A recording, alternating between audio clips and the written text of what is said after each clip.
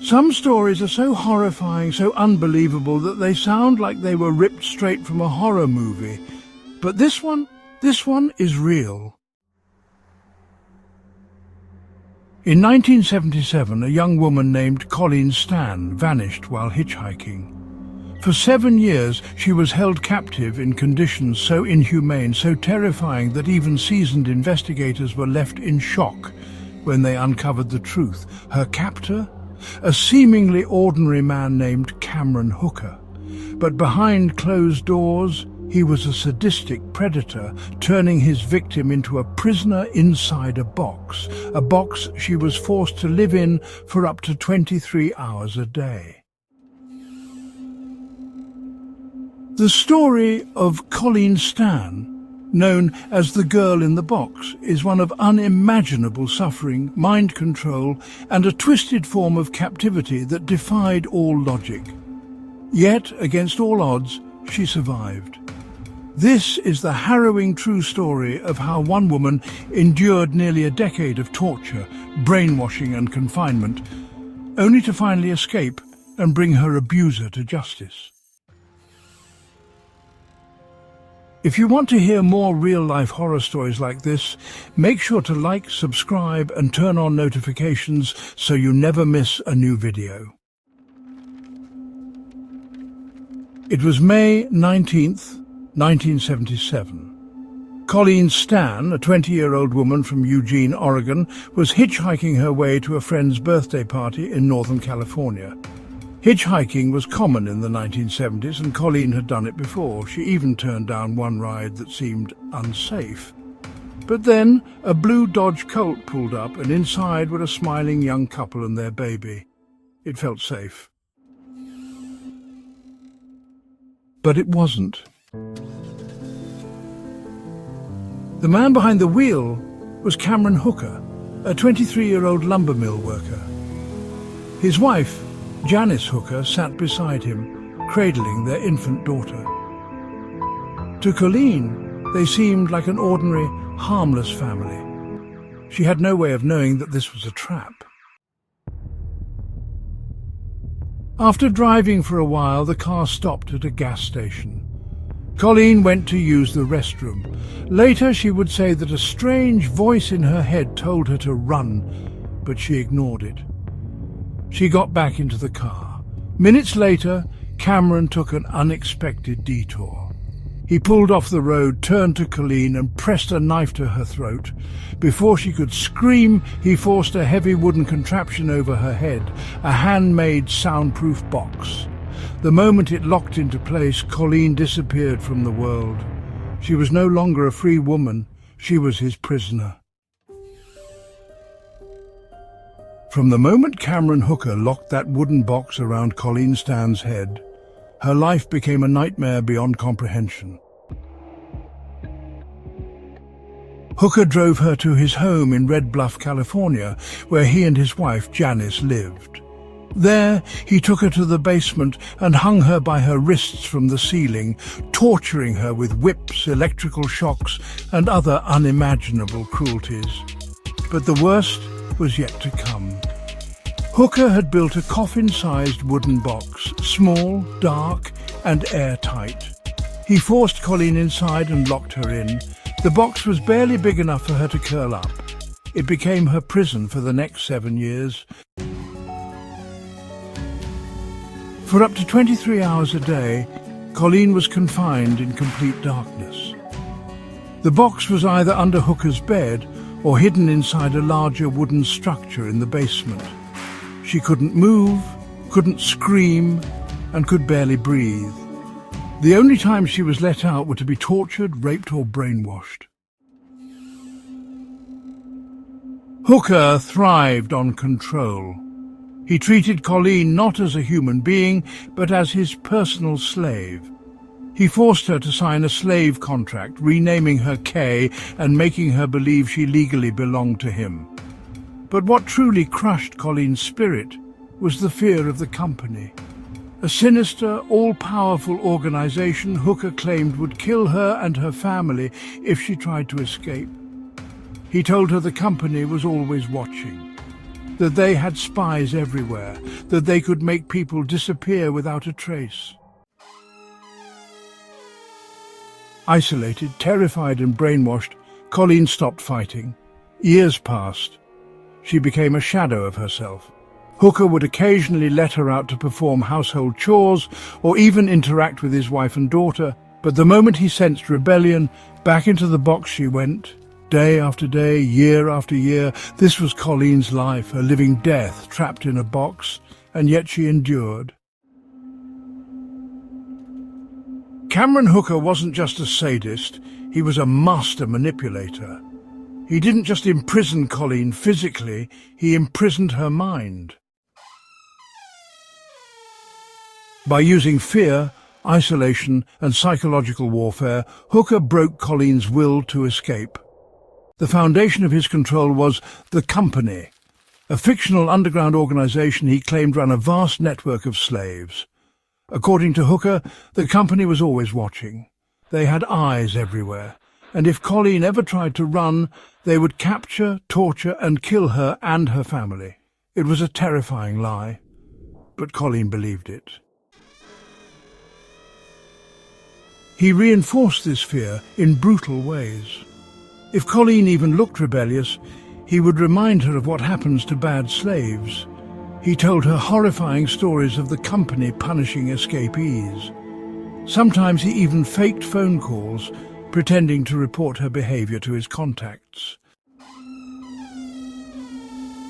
Over time, Colleen became completely dependent on her captor. Hooker played a twisted game of punishment and reward.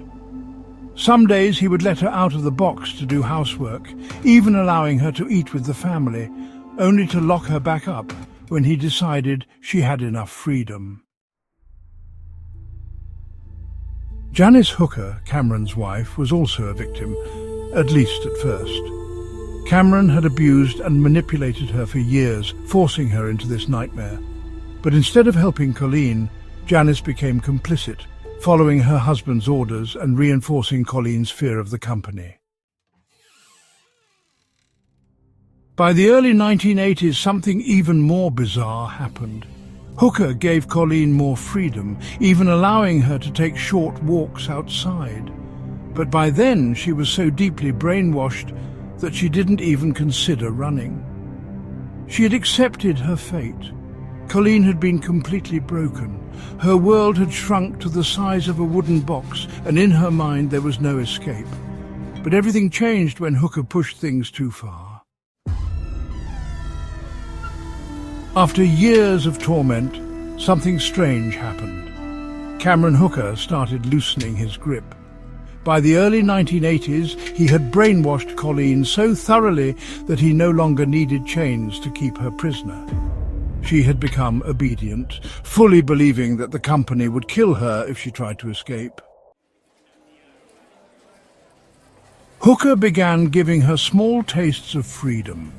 He let her walk outside, work in the garden, and even take trips out in public, always under strict supervision. Incredibly, he even allowed her to visit her family in 1981. Colleen's parents were overjoyed to see her, but they noticed something was off. She looked thin, pale and distant. But when they asked if she was okay, she smiled and said everything was fine. She didn't tell them she was a captive. She didn't tell them about the Company. She was so deeply conditioned that she believed staying silent was her only option. Even more shockingly, when Hooker later allowed her to get a job, Colleen didn't try to run. She would leave for work and return willingly, still convinced she was being watched. But Hooker's growing arrogance became his downfall. He started telling Janice that he wanted to make Colleen his second wife, completely disregarding the woman who had been loyal to him for years. That was the breaking point. Janice finally decided to turn against him, and with her help, Colleen would finally be free. By 1984, Janice Hooker had had enough. For years she had obeyed Cameron, helped him keep Colleen captive, and even believed his lies about the Company. But when he started talking about making Colleen his second wife, something inside her snapped. Janice finally told Colleen the truth. The company wasn't real. It never had been. All those years of fear, all the threats, all the punishments, it was all a lie. At first, Colleen refused to believe it. The company had controlled her life for so long that the idea of it being fake was too overwhelming. But Janice insisted, telling her that Cameron had no real power over her anymore. Then, on August 10th, 1984, Janice did what she should have done years earlier. She helped Colleen escape. Shock walked out of the hooker house. For the first time in 7 years, there were no chains, no locked doors, no punishments waiting for her. She boarded a bus and returned to her family. When she arrived home, her parents were relieved but shocked by the truth. They had seen her just a few years earlier when Hooker let her visit, but at the time, she hadn't told them she was a captive. Now, as she recounted the horror of the last 7 years, they were devastated. Meanwhile, Janice made a shocking decision. She reported Cameron Hooker to the police. She revealed everything about Colleen's captivity, his torture, and his twisted fantasies. In exchange for immunity, she agreed to testify against him.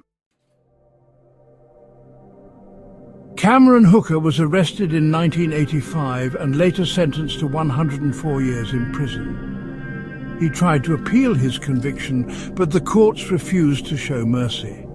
The man who had stolen 7 years of Colleen's life would never be free again. Escaping was only the beginning. Surviving was one thing, rebuilding her life was another. After 7 years of unimaginable torture, Colleen Stan had to relearn how to live. She had been locked away from the world for so long that even simple things, walking freely, making choices, trusting people, felt overwhelming. She struggled with severe PTSD, nightmares and anxiety, but she refused to let her captor define her. Over time, she worked through her trauma and tried to regain control of her life. She eventually found love, got married, and had a daughter. Though her past would always haunt her, she focused on moving forward, not letting fear control her anymore. Colleen also used her experience to help others. She became an advocate for survivors of abuse, sharing her story to raise awareness about psychological manipulation and captivity. Her case became a landmark study in how extreme coercion and fear can trap a person, even when physical restraints are removed. Though her ordeal was horrifying, Colleen Stan refused to let it break her. The story of Colleen Stan is one of the most terrifying cases of captivity ever recorded. For 7 years she endured unimaginable suffering, trapped in a box, controlled by fear and brainwashed into submission. Yet, against all odds, she survived. Her story is a chilling reminder of how evil can hide behind an ordinary face, and how fear can be a stronger prison than walls or chains. But it's also a testament to the unbreakable human spirit, to the strength it takes to survive the darkest of nightmares and still find a way to live. If you found this story compelling, don't forget to like, subscribe, and turn on notifications for more real-life horror stories.